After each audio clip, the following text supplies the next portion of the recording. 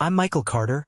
I'm 32 years old, and a few months ago, I discovered my own parents had secretly forged my name on a $675,000 mortgage for my lazy, entitled brother.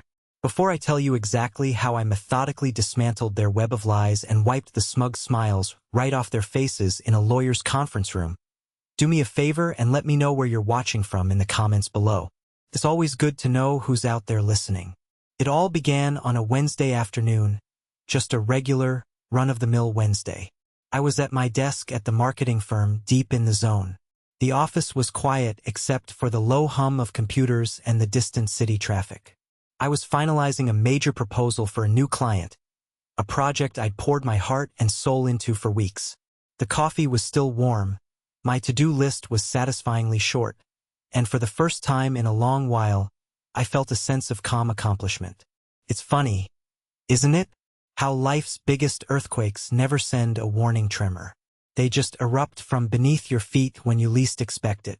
My work phone buzzed, vibrating against the polished wood of my desk.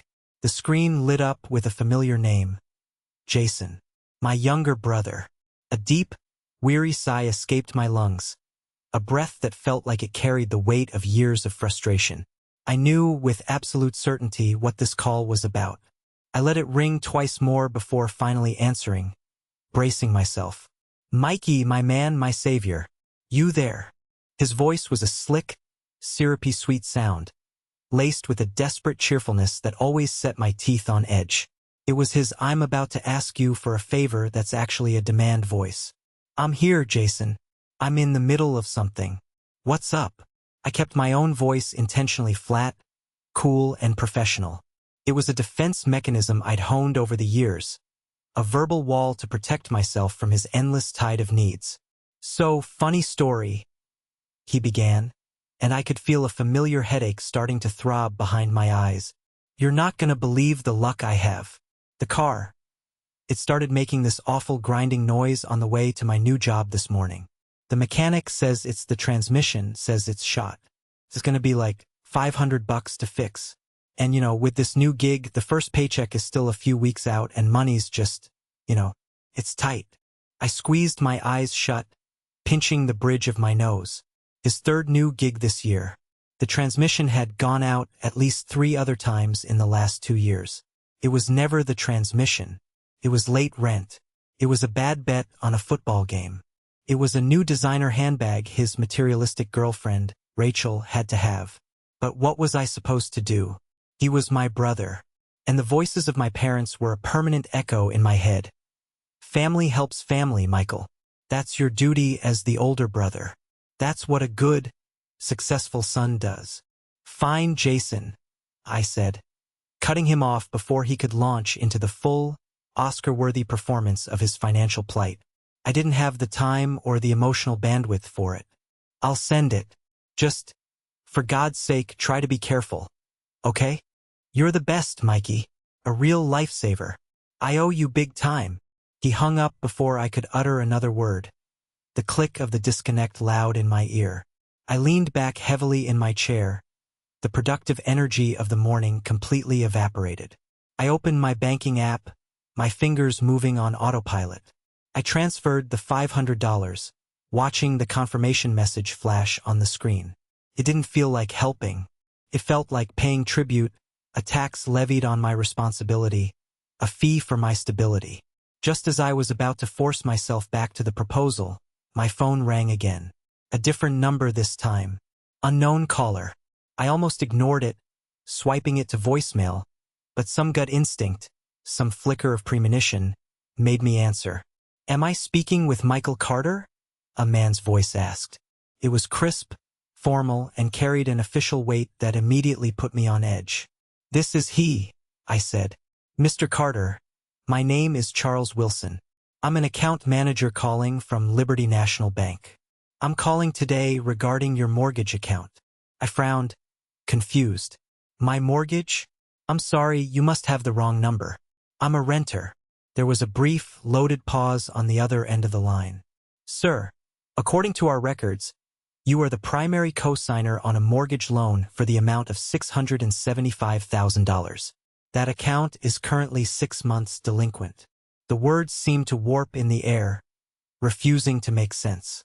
It was as if he were speaking a foreign language. I let out a short, sharp laugh of disbelief. $675,000? Buddy, you've definitely got the wrong guy. I live in a one-bedroom apartment in the city. I wish I had a mortgage for that amount.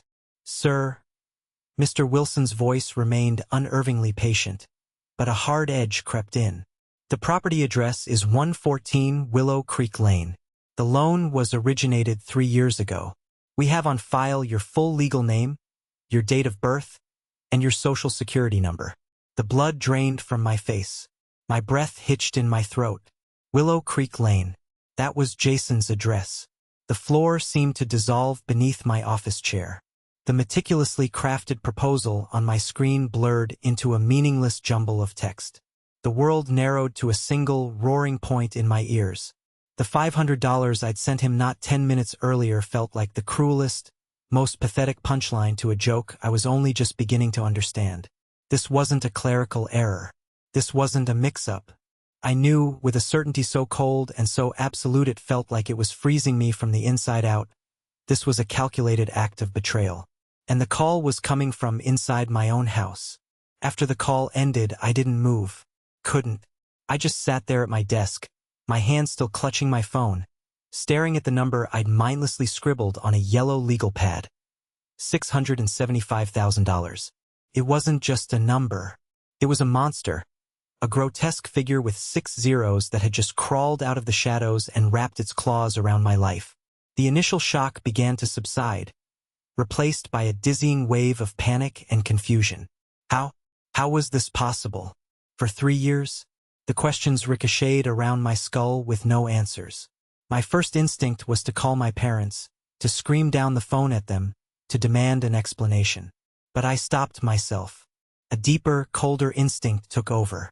A voice that sounded a lot like self-preservation. I couldn't trust them.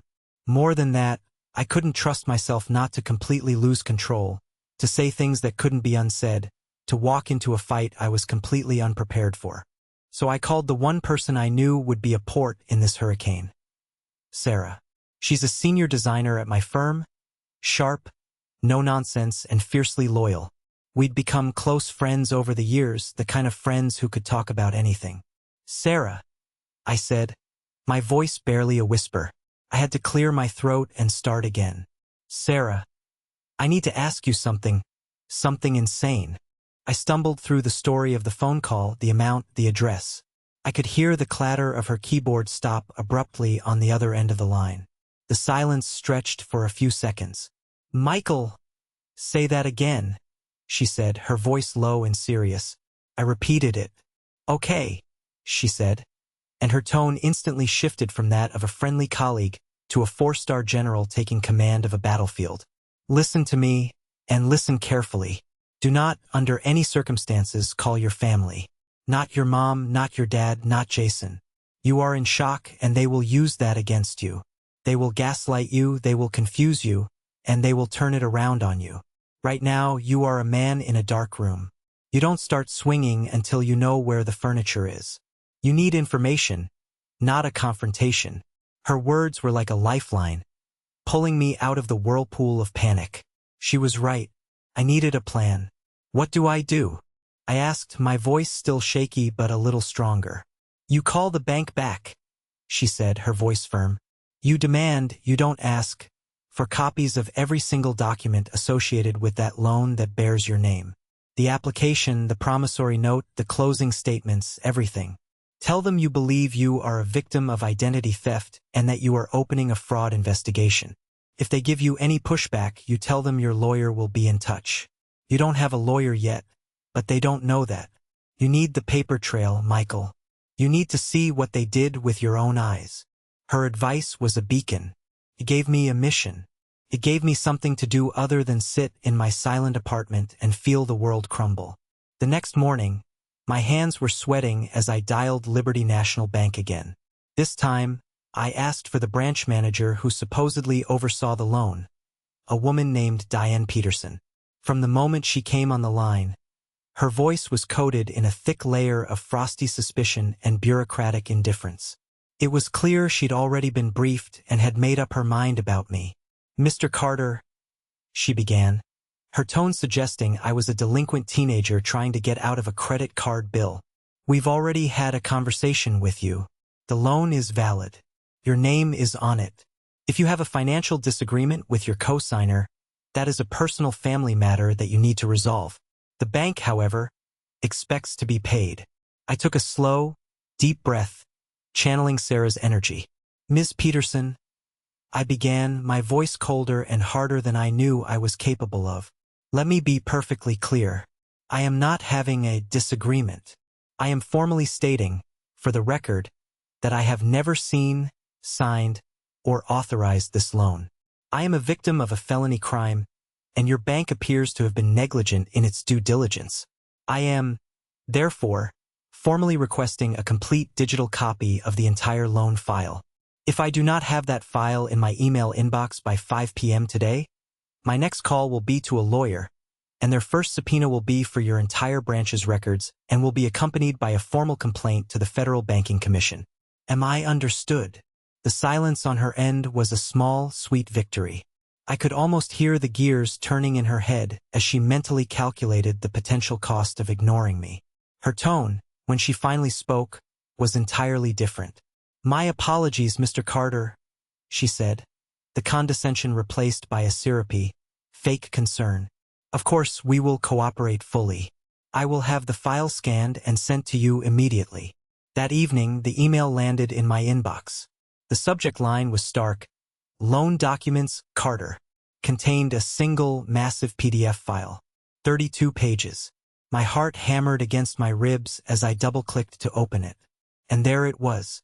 My life dissected and reassembled into a weapon against me. My full name, my correct date of birth, my social security number, the one I'd been told to guard my entire life. And then I saw the signature lines. It was my name in my handwriting. But it wasn't. It was a careful, deliberate imitation. It was the signature of a forger, not the fluid, thoughtless scrawl I produced every day. It was close enough to pass a cursory glance, but looking at it, I could see the slight hesitation in the loops, the unnatural precision. It made me feel physically ill, like I was looking at a clone of myself, a hollow copy that had stolen my identity. And then, my eyes landed on something that made the blood in my veins turn to ice. On several of the most critical documents, the final loan agreement, the truth in lending disclosure, there was a line for a witness signature. And printed neatly beneath the scribbled signature was a name I knew all too well. Rachel Evans. Jason's girlfriend. The last piece of the puzzle clicked into place with a sickening finality. This wasn't a moment of desperation from my parents. This wasn't just my deadbeat brother being a leech. This was a calculated, premeditated conspiracy. They had an accomplice who had sat at our dinner table, smiled in my face, and then calmly signed her name as a witness to the theft of my entire financial future. The hollow shock in my gut began to curdle, to burn. It was transforming into a white-hot rage, an anger so pure and so intense it felt like it could power a city. But I knew I still needed more. I needed to be strategic. The next day, I took Sarah's advice again and started looking for lawyers. I didn't want a general family lawyer. I needed a specialist, a shark. I found one through the State Bar Association's referral service. A Mr. Warner, a semi-retired attorney with a reputation for being a bulldog in cases of real estate and financial fraud. I sat in his quiet, book-lined office and laid out the entire story, the PDF file open on my laptop on his desk. He was an older man, probably in his late 60s, with piercing blue eyes that seemed to absorb every detail without betraying a single flicker of emotion. He listened patiently, his hands steepled under his chin, nodding occasionally. When I finished, he leaned back in his big leather chair and was silent for a full minute. "It's a nasty business, family fraud," he finally said, his voice calm and methodical. It was the voice of a man who navigated chaos for a living. "It's messy, it's emotional, but from a legal perspective, it's often brutally simple. What you have here is a textbook case of identity theft, bank fraud, and likely wire fraud. These are not small things, Michael. These are serious felonies with serious consequences. Felonies. The word echoed in the quiet office. He meant prison. He meant my parents, my brother, going to prison. The thought was both terrifying and, to a small, dark part of me, strangely satisfying. Before we even consider our next move, Mr. Warner continued, leaning forward, I want to see the whole board. Fraud, especially within families, is rarely a one-time event. It's a behavior. It's a pattern. I want you to order a full, comprehensive credit report, not the free one online. I want a deep dive history. Go back as far as you can, at least 15 years. I want to see every inquiry, every account ever opened or closed in your name. It was another couple $100 I felt like I didn't have. But I didn't hesitate. It felt like I was finally investing in my own defense, buying the ammunition I needed for the war to come. A week later, a thick manila envelope arrived. It was my whole financial life, printed out in black and white. I sat across from Mr. Warner again, the pages spread out like a map across his wide mahogany desk. He scanned them with an expert eye, his finger tracing down the columns. Suddenly, he stopped. He tapped a section near the back of the report. There, he said. What is that? I leaned forward, my eyes trying to focus on the small print. It was a section labeled closed/paid accounts, and listed there was a student loan, an amount of $15,000. It was from an institution I'd never heard of, Eastwick Community College. And the origination date was 14 years ago, the year I had turned 18. I stared at it, my mind a complete blank. I don't understand. I never went to Eastwick. I went straight to the State University on a partial scholarship.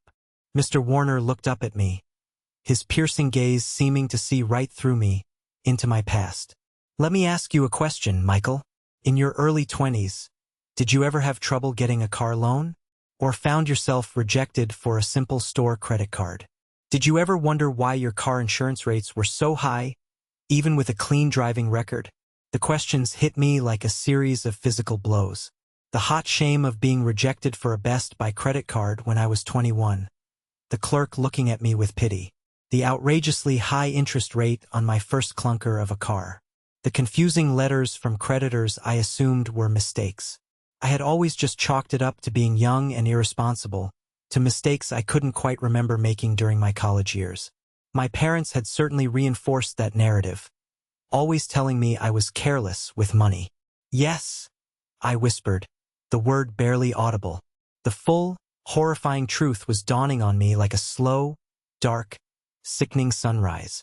All the time, I thought it was my fault. They have done this before, Mr. Warner said, his voice soft, but his words landed with the force of a battering ram. This mortgage wasn't a one-time crisis to help your brother. This is their modus operandi. They took out a loan in your name the moment you were a legal adult, saddled you with a secret debt, and let it damage your credit for years. You've been paying for their crimes without ever knowing a crime was committed. They didn't just decide to steal from you 3 years ago, Michael. He paused, letting the weight of his next words sink in. They have been stealing your financial future for your entire adult life. I looked down at the papers, at the undeniable proof of a betrayal so profound, so long-running, it made the room spin. The anger I'd been nursing over the mortgage now felt insignificant, like being upset about a leaking faucet when the entire house was on fire. This was about my whole life. The years of feeling like I was struggling when I should have been succeeding. The constant, gnawing feeling that I was somehow falling behind my peers. The quiet sacrifices I had made, the extra shifts I had worked, thinking I was just getting by, when in reality, I was paying a silent, invisible tax to my own family. I wasn't their son. I was their asset, their secret, walking, talking line of credit. I slowly lifted my gaze to meet Mr. Warner's. The confusion and hurt in my eyes had been burned away, replaced by something new. Something hard, and cold, and clear as glass. What's our next move? I asked. My voice was perfectly steady. It was the voice of a man who finally knew, without a single shred of doubt, exactly who he was fighting against. The following Sunday was the obligatory family dinner, a monthly ritual I had come to dread. It was a command performance of familial harmony, and I was always cast in the role of the quiet, stable, yet somehow disappointing son. But this time I wasn't walking into that house as Michael the son, or Michael the brother. I was walking in as Michael the investigator, the plaintiff. I was going to war, and the battlefield was my mother's dining room. As I walked up the driveway to the house I grew up in, a wave of false nostalgia hit me. The smell of freshly cut grass, the big oak tree I'd climbed as a kid. It all looked so normal, so wholesome. But it was a lie. It was a stage set for a play, and I was about to tear it down. The moment I stepped inside, the performance began.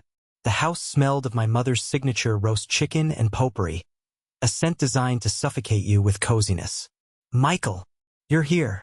We were getting worried you weren't coming." My mother, Margaret, chirped, rushing to envelop me in a hug that felt more like an inspection. Her hands patted my back, but her eyes were scanning my face, searching for any disturbance in the emotional atmosphere. She was a master of this, a human barometer for dissent.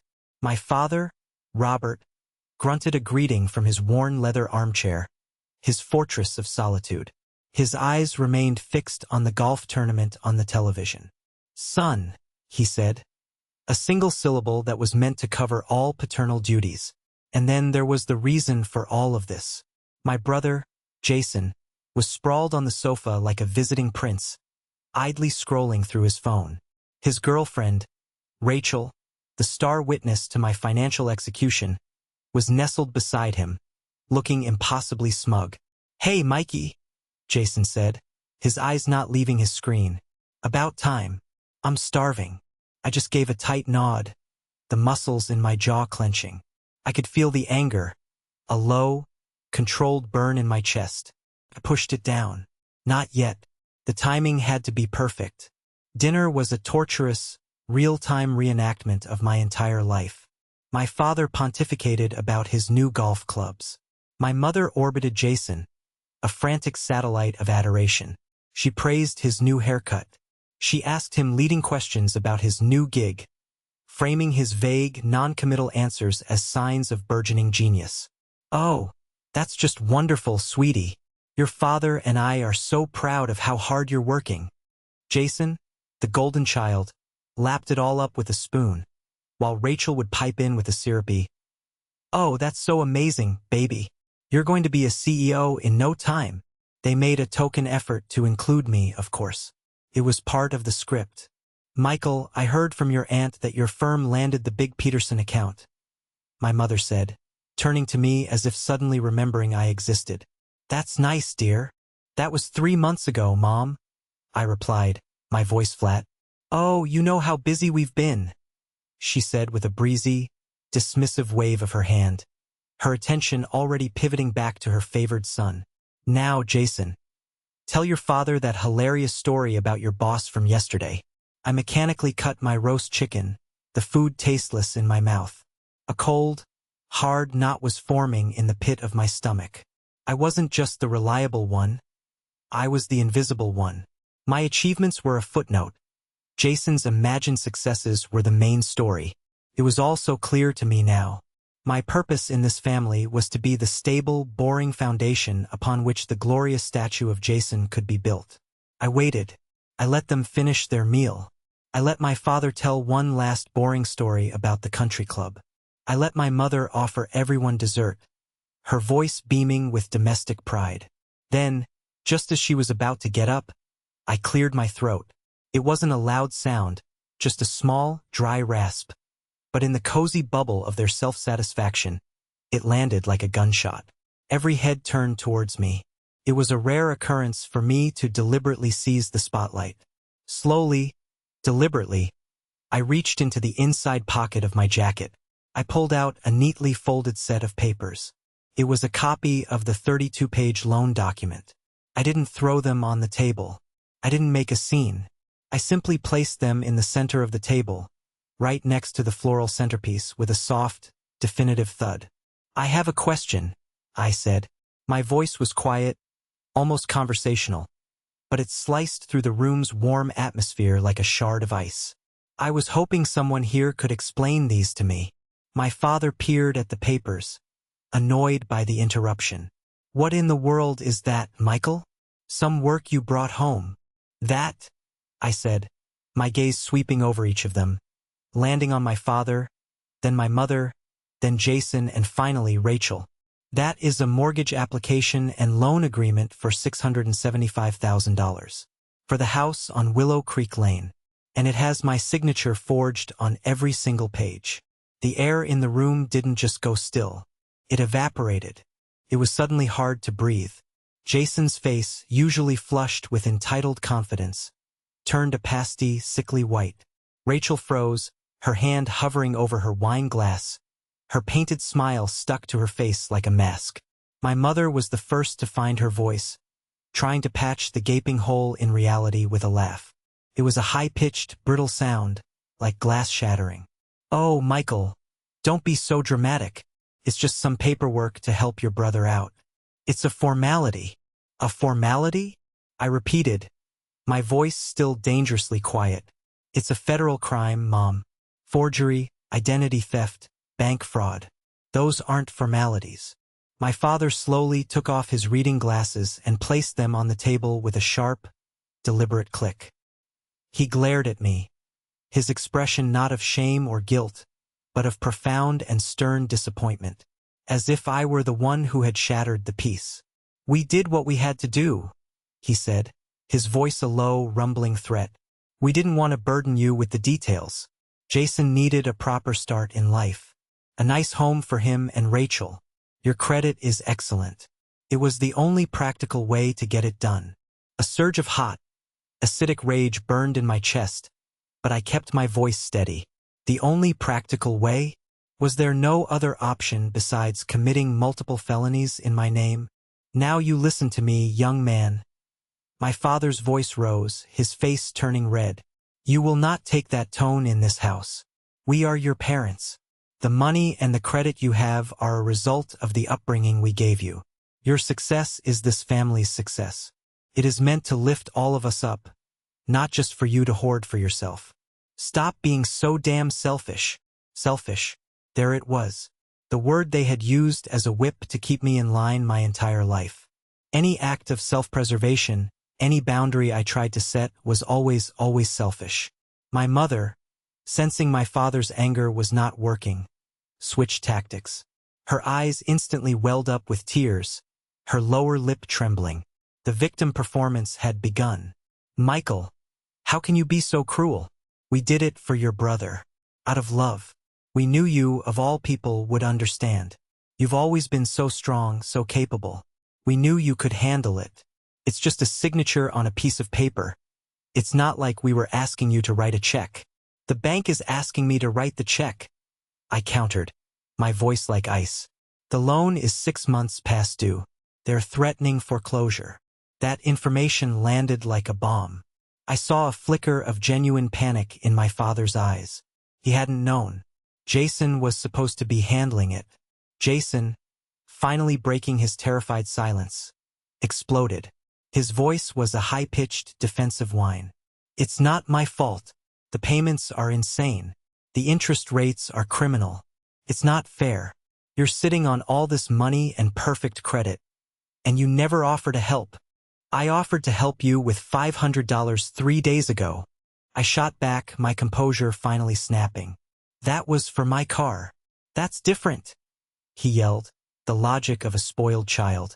And then, Rachel, the silent accomplice, made her fatal error. In a panic, she reached out, grabbing Jason's arm, trying to calm him. Baby, stop, just calm down, she whispered urgently, but her voice carried in the silent room. It's okay. I told you it would be fine. I know how to handle all this paperwork stuff. We can fix it.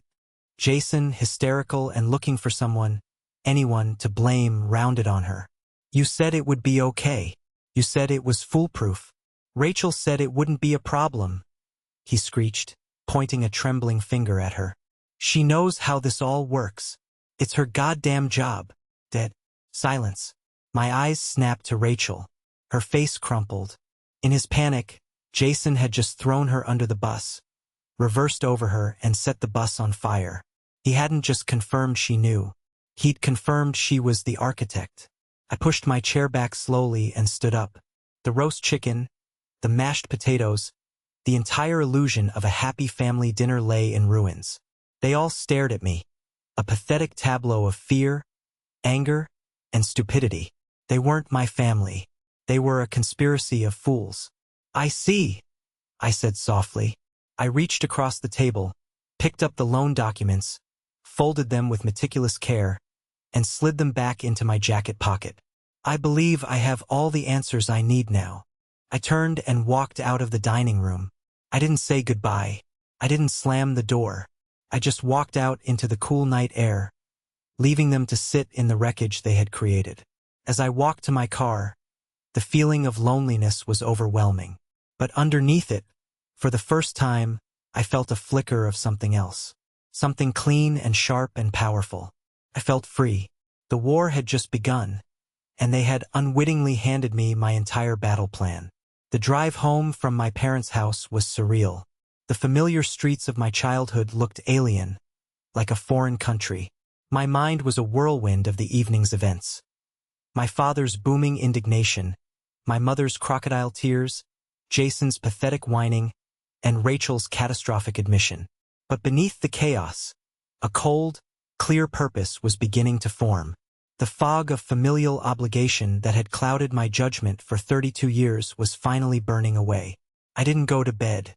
I sat in my dark apartment, the city lights twinkling outside my window, and I replayed the entire dinner conversation in my head, dissecting it.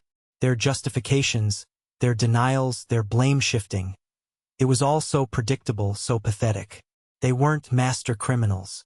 They were just selfish people who had gotten used to me cleaning up their messes. The first thing I did the next morning was call Mr. Warner. I paced my living room as I gave him a play-by-play account of the entire disaster.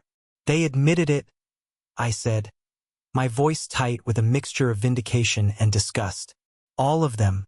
And Jason threw Rachel right under the bus. "Confirmed she works in the mortgage industry and helped them do it." There was a thoughtful pause on the other end of the line.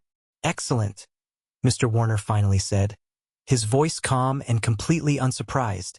It was the voice of a man who knew exactly how these things tended to unfold. His panicked confession is invaluable. It elevates this from a messy family squabble, which judges and juries are often reluctant to touch, to a coordinated criminal conspiracy. It gives us immense leverage. The presence of an industry professional as an accomplice is the nail in their coffin. "So, what's next?" I asked, my heart starting to pound with anticipation.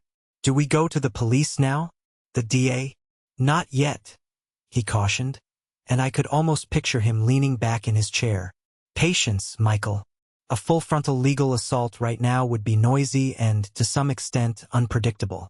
Right now, we are in a position of absolute power because we control the flow of information. They know that we know about the mortgage. They have no idea that we know about the fraudulent student loan from 14 years ago. That is our trump card, our ace in the hole. We don't play it until it guarantees victory." He was right. The mortgage was the presenting issue, but the student loan was the proof of character, the evidence of a long-standing pattern of predatory behavior. It was the key that unlocked the whole truth about who they were. "So what is the plan?" I asked, placing my full trust in this calm, strategic man. "We are going to give them one final opportunity to avert their own destruction," Mr. Warner explained, a hint of steel in his voice. "It is a purely strategic move. It demonstrates to any future court that you were the reasonable party, that you tried to resolve this with a minimum of scorched earth. It will paint them as intransigent and unremorseful when they inevitably refuse. I am going to draft a formal legal letter, an ultimatum, a ticking clock that will force their hand." He laid out the terms, and each one felt like a small measure of justice. First, they had to immediately contact the bank, confess to the fraud, and take full legal and financial responsibility for the entire loan, completely and irrevocably removing my name from it. Second, they had to provide me with a formal, notarized confession detailing the student loan fraud from 2011. Third, they would have exactly 72 hours from receipt of the letter to comply with all terms. If they refuse or if they try to negotiate, Mr. Warner concluded, then we take our entire, perfectly packaged case.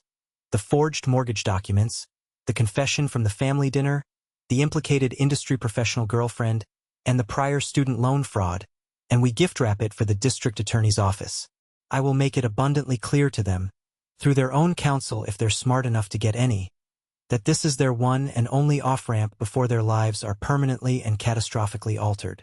It felt like a checkmate move in a game I was only just beginning to understand. It was terrifying to hold that kind of power over my own family, but it was also profoundly empowering. After a lifetime of being pushed around and taken for granted, I was finally the one setting the terms. A few days later, while the letter was in transit via certified mail, I received a call from a number I didn't recognize. It was a Washington State area code. I hesitated, then answered, my guard up. "Michael?" a gruff but familiar voice asked. Took me a second to place it. "Uncle Frank." It was my dad's younger brother. Uncle Frank was the family outcast, the one who'd had the good sense to move 3,000 miles away decades ago. He only ever showed up for the occasional wedding or funeral, a quiet, watchful presence on the periphery of our family's dysfunction. "Your cousin gave me your number," he said, his voice heavy. I heard what happened at dinner the other night. Your mother called me, crying her eyes out. Went on for half an hour about what a cruel, ungrateful, terrible son you were being for bringing up this silly misunderstanding." I stiffened, bracing myself for a lecture on family loyalty. "And what did you say to her?" "I told her," he said, his voice flat and blunt, "that she was harvesting the bitter fruit she'd been planting for 32 years. I was so stunned I couldn't speak. "Listen, Michael," he continued, his voice softening slightly. "I'm calling because I need to tell you something I should have told you 20 years ago. You're not the crazy one. You're not selfish. You're the only one in that damn house who ever had an ounce of integrity. I have watched your parents sideline you and worship that useless brother of yours your entire life, and I've watched them treat you like a walking, talking insurance policy. It always turned my stomach, but I kept my mouth shut, and I'm sorry for that." Tears, hot and unexpected, pricked at the corners of my eyes. To have my entire lifetime of private feelings validated by someone else, by a member of my own family. It was an overwhelming, cracking relief. "There's something else you should know," he said. "This isn't the first time your father has pulled a stunt like this to save his own skin. Back in the early 90s, before you were old enough to remember, he co-signed a big business loan for a friend. The friend's business went belly up and he defaulted. It almost bankrupted your parents, wiped them out. Your mother was beside herself. After that, your father swore on a stack of Bibles that he would never, ever put his own name on the line for anyone again. I guess he just decided it was easier to use someone else's name instead. And there it was, the final, missing piece of the puzzle. This wasn't just about his favoritism for Jason. It was about his own financial cowardice. He wouldn't risk his own name, his own credit ever again. So he'd risked mine, twice. "Thank you, Uncle Frank," I said, my voice thick with an emotion I couldn't quite name. "You have no idea. You have no idea what this means to me." "You do what you have to do, kid," he said gruffly. "Don't you let them lay another second of guilt on you. Sometimes the most loving thing you can do for people like that is to finally let them drown in the mess they made."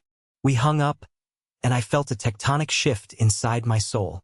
The last lingering whispers of guilt, the final echoes of a lifetime of conditioning that told me I was the bad guy for wanting to protect myself, they all went silent. My uncle's words were the final, resounding permission I needed to see this through to the end. Mr. Warner's letter was delivered the next day. I got the notification on my phone. The 72-hour clock had started ticking. The calm before the storm was officially over. The 72 hours that followed were some of the longest and quietest of my life. I expected a barrage.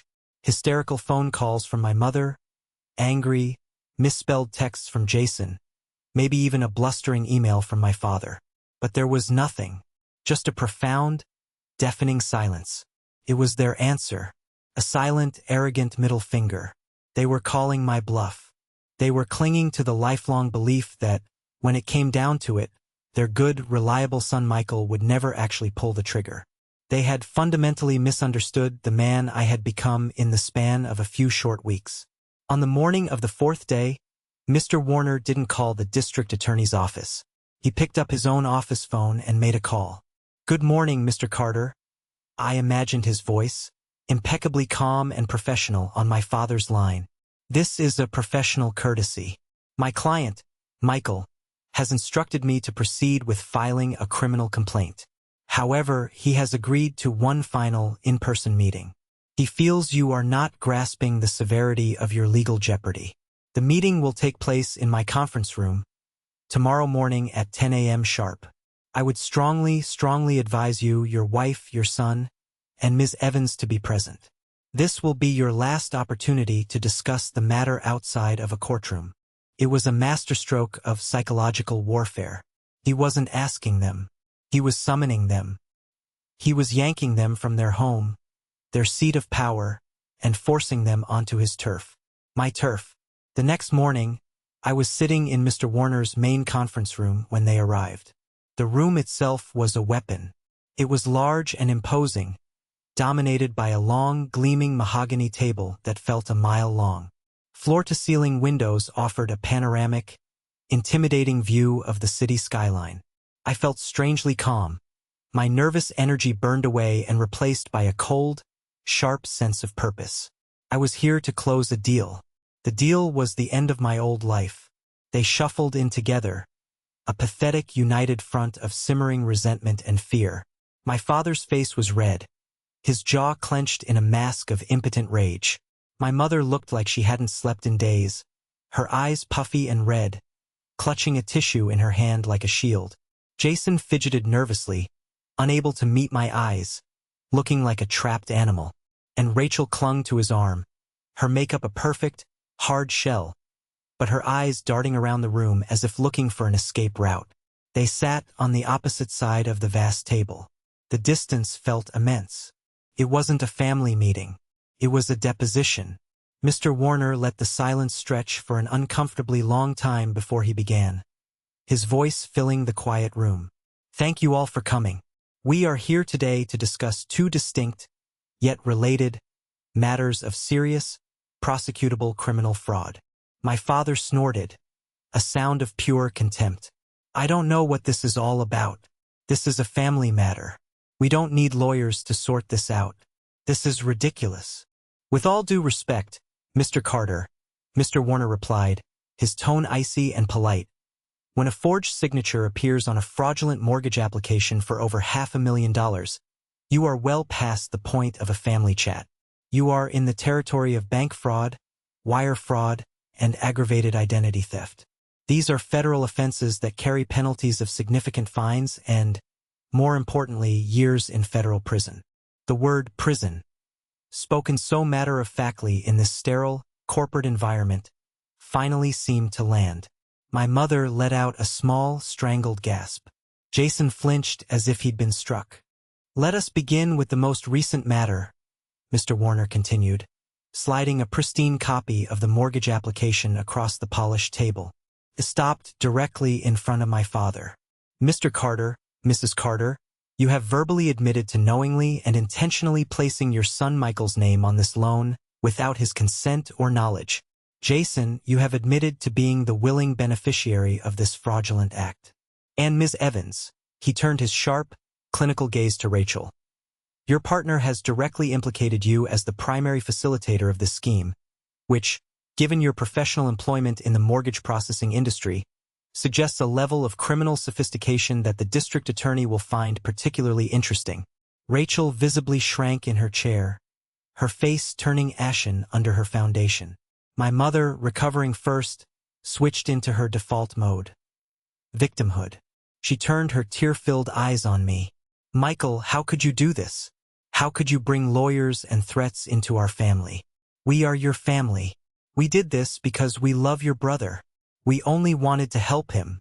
Is helping your family a crime in this country now?"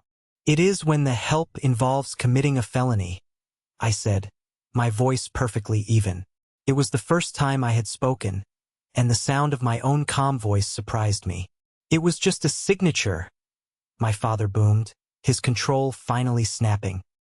He slammed his hand on the table, the sound echoing in the silent room. A technicality. You've got the good job, the money in the bank.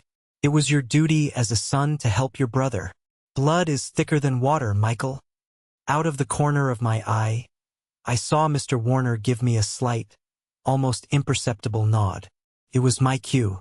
I took a deep breath, the one I'd been holding for my entire life. Let's forget about the mortgage for a second, I said, my voice quiet, forcing them to lean in to listen. I reached into the leather briefcase at my feet and pulled out a second file. I placed it on the table not with a thud, but with a soft, final click. It was the 15-year credit report. I want to talk about something else, I said, my gaze moving deliberately from my father, to my mother, to Jason. I want to talk about Eastwick Community College. A flicker of confusion crossed my mother's face. My father frowned, annoyed at the change of subject. Jason just looked lost. Specifically, I continued, feeling my heart pound against my ribs, but keeping my voice as steady as a surgeon's hand. I want to talk about a federal student loan for $15,000 that was taken out in my name, using my social security number, the year I turned 18. A loan for a school I never attended, a debt I never even knew existed. The reaction was not loud. It was silent, and it was devastating. It was like watching a building be demolished in slow motion. The color drained from my father's face so fast he looked like a corpse. The red-faced bluster, the righteous indignation. It all collapsed inward, leaving a pale, hollow, terrified old man. He physically slumped in his expensive chair. My mother's mouth fell open. A small, horrified O escaped her lips. Her eyes, which had been brimming with strategic tears, were now wide with a look of pure, primal panic. This was a secret she thought was buried under 2 decades of dust. This was a ghost she never expected to see again. This was the original sin. The one that proved the mortgage wasn't a mistake. It wasn't a desperate act. It was a business model. You see, I said, my voice gaining strength as theirs failed. I let the silence hang in the air, pressing down on them, suffocating them. The mortgage, you could try to spin that. You could try to sell a story about loving parents just trying to help their struggling son. It's a weak story, but it's a story. But this, I tapped my finger on the credit report, the sound like a gavel. This happened before Jason ever needed a down payment. This happened before I had a good job or any money to my name. This was just for you. This was you, Dad, using my brand new, clean, 18-year-old credit because you'd blown up your own and were too much of a coward to ever risk your own name on a piece of paper again. You didn't just steal from me to help Jason. You've been stealing from me to help yourselves since the day I legally became an adult. The room was utterly silent. The smugness, the anger, the justifications, the entire false narrative of their lives. It all crumbled to ash in that single terrible moment of truth. They had no defense. They had no story. They had nothing left. I looked at my parents, at these 2 people who had held such immense power over me for so long. And I didn't see titans. I didn't see monsters. I saw 2 small, frightened, deeply dishonest people, exposed and cornered by a truth they could no longer lie their way out of. Mr. Warner cleared his throat, the sound pulling them back from the abyss. So, he said, his voice cutting through the thick, suffocating silence. Let's talk about your options. Because as of this moment, they have become severely, and I do mean severely, limited. The power in the room had shifted, completely and irrevocably. It no longer sat on their side of the table. It was mine. The atmosphere in that conference room was heavy, thick with the stench of 30 years of decay. The truth, finally spoken aloud, had poisoned the air. My father stared at his hands on the table, his face a mask of gray, defeated shock. My mother was crying again, but for the first time in my life, I knew the tears were real. They were not tears of manipulation. They were the hot, silent tears of genuine fear. Jason and Rachel just looked numb, 2 mannequins caught in the blast wave of a bomb they had helped to build. Mr. Warner, sensing the shift from confrontation to surrender, took complete control. He was no longer a mediator or a strategist. He was the executioner, reading the terms of their sentence. "Here is what is going to happen now," he said, his voice crisp and devoid of any emotion. He pushed a stack of professionally prepared documents across the vast, polished table. The papers slid to a stop directly in front of my father. "This is a legally binding, comprehensive confession and a financial restitution agreement. You have 2 hours to read it and to sign it. This is not a negotiation." He stood up and began to pace slowly behind his chair as he outlined the terms, each one a hammer blow, systematically dismantling their world. "First, each of you, Robert, Margaret, Jason, and Rachel, will sign this full confession. It details, in unflinching language, your roles in both the mortgage fraud and the prior student loan fraud. It explicitly states that Michael was an unwilling, unknowing, and injured party in all matters. Second, in the next hour, from this office on speakerphone, you, Robert and Margaret, will contact the fraud department at Liberty National Bank. You will confess, and you will begin the formal process of assuming full legal and financial liability for the $675,000 loan.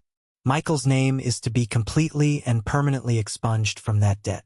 Third, you will agree to the terms of this repayment plan for the $15,000 student loan you fraudulently acquired in 2011. Adjusted for inflation and interest over 14 years, that amount comes to $21,450. You will begin making court-ordered monthly payments directly to Michael until that debt is cleared. And fourth," he stopped pacing and leaned his knuckles on the table, looking at each of them in turn, "you will have no further financial contact with Michael Carter whatsoever. You will not ask him for money. You will not put his name on your accounts. He is not your safety net. He is not your retirement plan. He is not your emergency fund. That relationship as it existed is over. Permanently." He let the terms hang in the air for a moment. My father finally looked up, his eyes bloodshot and pleading. He didn't look at me. He looked at Mr. Warner, the man with the real power. "Please, he's our son. Can't we just handle this as a family?" Mr. Warner's expression didn't soften. "You forfeited the right to handle this as a family the moment you decided to treat your son like a line of credit," he replied, his voice like ice. "You have 1 hour and 58 minutes remaining to sign." The next 2 hours were the most surreal of my life. I sat in silence, a spectator at the funeral of my own family. On the other side of the table, their unified front crumbled into chaos. There were frantic, hissed whispers. My mother pleaded with my father, who just stared blankly at the wall. Jason and Rachel began a low, vicious argument, pointing fingers and blaming each other for their predicament. It was a pathetic, ugly spectacle of rats turning on each other in a trap of their own making. But ultimately, they knew they had no choice. The alternative, a criminal trial with the student loan as the prosecution star exhibit, was unthinkable. One by one, with Mr. Warner standing over them like a hawk, they signed. My father's hand trembled so badly his signature was almost illegible. My mother's was smeared by a fallen teardrop. Then came the phone call. Mr. Warner dialed the number for the bank's fraud division and activated the speakerphone. The entire room listened as my mother, her voice a cracked and broken whisper, had to explain to a dispassionate bank official named Diane Peterson, the very same manager who had treated me with such contempt, that she and her husband had knowingly committed mortgage fraud against their own son. The silence on the other end of the line was long and heavy, followed by a series of clipped, cold questions. The gears of consequence had begun to turn. When it was all finally over, they rose to leave. They looked like ghosts, hollowed out and defeated. As they filed past me towards the door, my mother paused. She looked at me, her face a mess of tears and shame. "Michael," she whispered, her voice hoarse, "I hope this makes you happy." I met her gaze, and to my surprise, I felt nothing. Not anger, not pity, not even sadness. Just a vast, quiet emptiness. A void where a family used to be. "Mom," I said, and the word felt foreign on my tongue. "I'm not happy. I don't think I'll be happy about this for a very long time. But for the first time in my life, I think I'm going to be okay." They left without another word. I thought that would be the final, painful cut. But a few days later, my phone buzzed with her name. I stared at it, my thumb hovering over the ignore button. Part of me wanted to just let it go, to never speak to her again. But I knew, for this to be truly over, for me to be truly free, I had to be the one to hang up the phone. I answered, "What do you want?" My voice wasn't angry. It was just exhausted.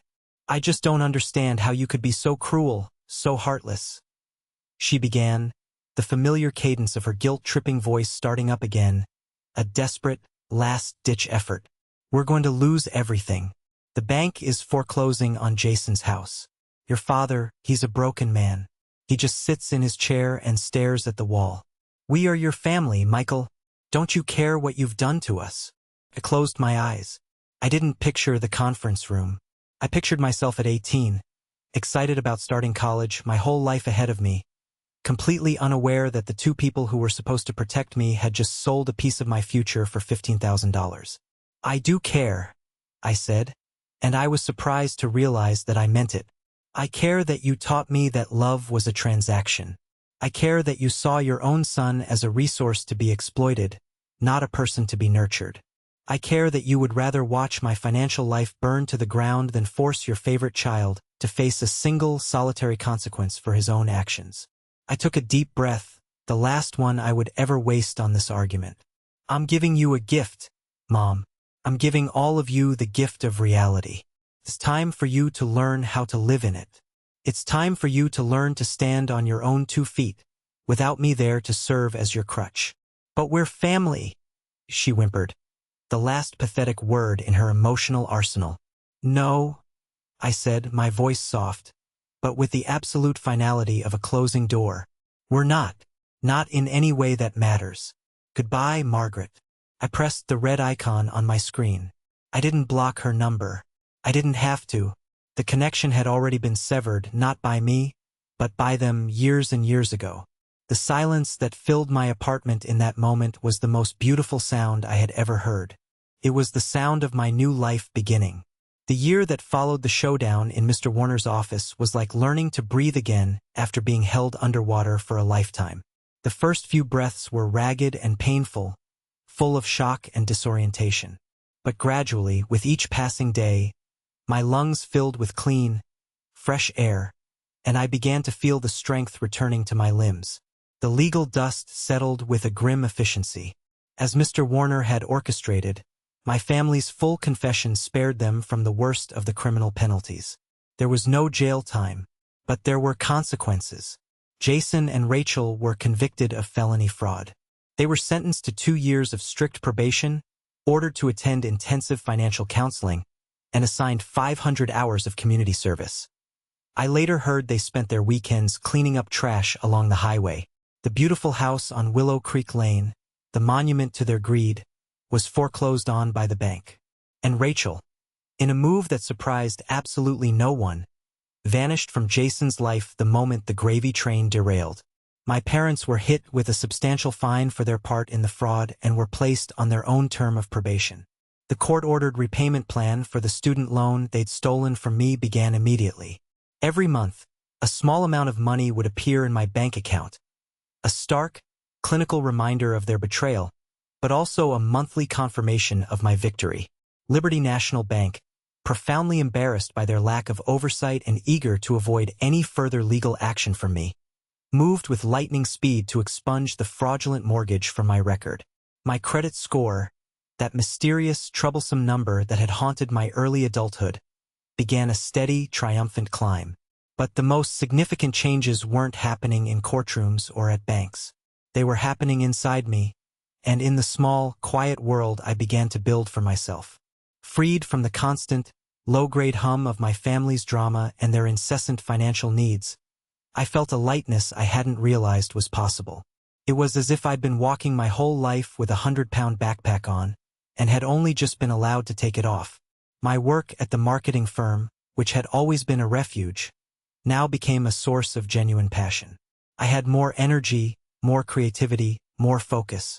The promotion I'd received just before the chaos began was followed by another. I was given my own team, my own accounts, I was good at it. I was a leader. And there was Sarah. Throughout the entire nightmare, she had been my anchor, my late-night frantic phone call, my voice of unwavering reason, the person who relentlessly reminded me that standing up for myself was not an act of cruelty, but an act of survival. Our friendship, which had been forged and tested in the crucible of that crisis, slowly, naturally, and beautifully blossomed into something deeper. We started with coffee after work, then dinners. We talked about everything. Our jobs, our dreams, our pasts. With her, I didn't have to perform. I didn't have to be the responsible one. I could just be Michael. 6 months after that final, terrible meeting in the lawyer's office, we were officially a couple. A year after that, on a windswept cliff overlooking the Pacific Ocean during a weekend hiking trip, I got down on one knee and asked her to marry me. She was laughing and crying at the same time as she said yes, pulling me up before I could even get the ring fully out of its box. A few months later, we decided to buy a house. Our house. The experience was a world away from the nightmare I'd been dragged into. This time, there were no secrets, no lies, no forgeries. We spent weekends looking at open houses, hand in hand. We found a small, charming 2-bedroom bungalow with a big backyard and a gnarled old oak tree that was perfect for a swing. We went to the bank together. We sat side by side, poring over the paperwork.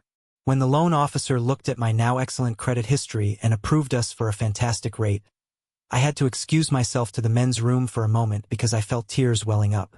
It was a private victory, a quiet closing of a painful circle, but it was one of the most meaningful moments of my life. Moving day was a blur of beautiful, happy chaos, but the cast of characters was entirely different. There was no demanding mother, no critical father, no lazy brother expecting me to do all the heavy lifting. Instead, I was surrounded by my new family. Sarah was there, of course, a whirlwind of happy energy, directing traffic and making sure everyone had water. Uncle Frank, my quiet, steadfast champion, drove down from Washington to help. He didn't say a word about my parents. He just showed up, put on a pair of work gloves, and started carrying boxes. His presence was a silent, powerful statement of his support. And my new friends were there. A handful of guys from the hiking club Sarah had encouraged me to join. They were laughing, complaining, and sweating alongside me, fueled by cheap pizza and beer. They didn't know the details of my past, and they didn't need to. They just saw me as Mike, their friend who needed help moving a couch. At the end of the long day, we were all sitting on the floor of our new living room, surrounded by boxes, covered in sweat and dust, and I felt a sense of profound, bone-deep happiness I had never experienced before. This was my tribe. This was the family I had built, not the one I had been born into. A few weeks after we had settled in, a single piece of mail arrived that stood out from the bills and junk mail. It was a small, pale blue envelope. The handwriting on the front was instantly, painfully familiar. It was my mother's. I stood there in my new hallway holding the letter. Felt like it weighed 1,000 pounds. A year ago, an envelope like this would have triggered an immediate anxiety attack.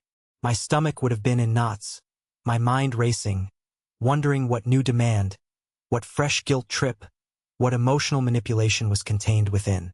Sarah came and stood beside me, gently wrapping her arm around my waist. She glanced at the letter and knew immediately. She didn't have to ask. "What are you going to do?" she asked softly, her voice full of love and support, not judgment. I looked at the letter in my hand, this artifact from a past life. Then I looked around at the warm, peaceful home we were creating together. I thought about the man I had been just a year and a half ago, anxious, burdened, and utterly trapped. And I thought about the man I was now, free, loved, and finally at peace. "I don't know," I said, and the honesty of it felt good. "But the amazing thing is, I don't have to decide today." I walked over to a small wooden box we kept on our bookshelf. It was our memory box, where we kept little treasures. Ticket stubs from our first movie, a seashell from the beach where I proposed, a photo of us laughing on moving day. I lifted the lid. I placed the unopened letter inside, right next to the ticket stub. Maybe I'll read it one day, maybe in 5 years or 10, or maybe I never will. The point wasn't the letter. The point was the choice. The power was finally completely mine. I closed the lid, and with that small, quiet click, I felt the last door to my past swing shut, locking forever. My future was right here, in this house with this incredible woman. And it was so much brighter than I had ever dared to imagine.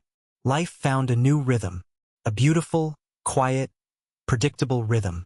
The ghosts of my past, the constant anxiety and resentment, began to fade. They weren't gone entirely. Scars like that never fully disappear, but they became distant echoes instead of a constant, deafening roar. They were replaced by the warmth of the present, the comfortable silence I shared with Sarah in the evenings, the satisfaction of a job well done, the simple joy of working in our garden on a Saturday morning. One evening, about 18 months after the day in the lawyer's office, I was doing what had become my favorite thing. Absolutely nothing. I was sitting on the back porch swing of our house, a cold beer in my hand, watching the sun dip below the horizon, painting the sky in brilliant strokes of orange and deep purple. Sarah was inside, the sound of her humming mixing with the smell of garlic and basil drifting through the open kitchen window. It was a moment of perfect, ordinary peace, the kind of peace I had once thought was reserved for other people. I was idly scrolling through emails on my phone, deleting junk mail and promotional offers, when a subject line from a name I didn't recognize caught my eye. It simply said, "A question if you have a moment." Normally, I would have swiped it straight into the trash. But for some reason, some flicker of intuition, I tapped it open. The email was long and heartfelt. It was from a young man, a kid really probably no more than 20 or 21. He said he was a longtime lurker on a popular financial advice forum on Reddit. He said he'd stumbled across an old, anonymous post I had written months ago, in a moment of wanting to share a piece of my story without revealing myself. I had briefly, clinically outlined a situation involving family fraud. He said the story had stopped him in his tracks because it felt hauntingly, terrifyingly familiar. He wrote, "I'm sorry to bother you, but I don't know who else to ask. My parents want me to co-sign on a huge business loan for my older sister. They keep telling me it's my duty to the family, that I'm being selfish and unsupportive for even asking questions. They say it's just a signature, and that I'm lucky I'm in a position to help. Reading your post, it was like reading a letter from my own future. I'm scared. I feel like I'm being a bad son and a bad brother, but my gut is screaming at me that this is wrong. How do you say no to your own family without destroying it?" I read his words, and the 18 months since my own ordeal melted away. I was right back there, drowning in that same toxic cocktail of guilt, fear, and obligation. I could feel his desperation radiating from the screen. I could feel the weight of his family's expectations crushing him. But as I sat there, on the porch of the house that I had fought for, with the woman I loved just a few feet away, I realized with a profound clarity that I wasn't that person anymore. I had survived. I had found my way out of the storm. And my story, the source of so much pain, wasn't just a story anymore. It was a map.